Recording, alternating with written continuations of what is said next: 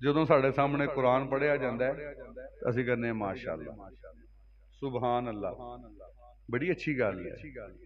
ਲੇਕਿਨ ਮਾਸ਼ਾਅੱਲਾ ਤੇ ਸੁਭਾਨ ਅੱਲਾ ਦਾ ਮਜ਼ਾ ਉਦੋਂ ਆਉਣਾ ਹੈ ਜਦੋਂ ਤੁਸੀਂ ਇਹਨੂੰ ਪੜ੍ਹਨਾ ਸ਼ੁਰੂ ਕਰ ਦਿਓਗੇ, ਇਹਨੂੰ ਸਮਝਣਾ ਸ਼ੁਰੂ ਕਰ ਦਿਓਗੇ, ਇਹਦੇ ਵਾਸਤੇ ਜੁਸਤਜੂ ਔਰ ਕੋਸ਼ਿਸ਼ ਸ਼ੁਰੂ ਕਰ ਦਿਓਗੇ।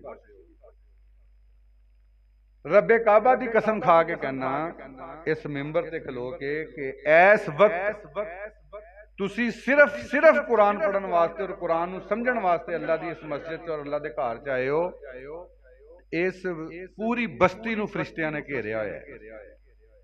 ये मैं नहीं कह रहा, अल्लाह दे नबी जनाब मुहम्मद रसूलुल्लाह सल्लल्लाहु अलैहि वसल्लम दा फरमान है कि जड़ा बंदा खालिस्तन कुरान समझण वास्ते, कुरान तो इलम हासिल करने वास्ते, रहनुमाई लैण वास्ते मिल के जुड़ के बहंदे ने, सलाह मशवरा करते ने, अल्लाह कहंदा कि मेरे फरिश्ते उस रहमत नूं, रहमत दे फरिश्ते जिहड़े ने उस मजलिस नूं, उस आबादी नूं घेर लैंदे ने। क्या तुसीं वो हदीस नहीं सुनी कि कुछ लोग कुरान पढ़ रहे सन, समझ रहे सन, अल्लाह ताला ने फरिश्तियां नूं भेजिया कि इन्हां दी लिस्ट बना के लियाओ।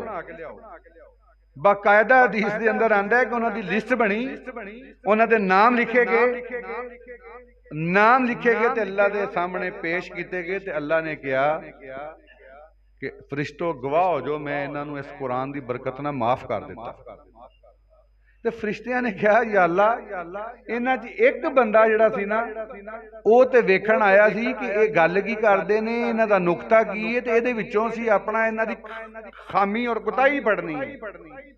अल्लाह कहंदा मैनूं पता है ये जिहड़े बाकी जिहड़े सन इन्हां दे दिल च की सी, उन्हें कहा खालस तेरे दीन वास्ते, खालस कुरान तो रहनुमाई लैण लई आए सन। अल्लाह ने कहा इन्हां दे सदके उन्होंने भी माफ किया।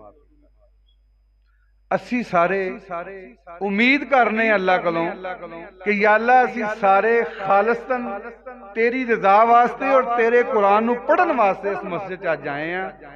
या अल्लाह साडे नावां दी लिस्ट भी तू जरूर बना के अपने फरिश्तियां जरिए मंगवाई है। या अल्लाह साडे ते रहम कर दे, साडी माफी दा अज ऐलान कर दे।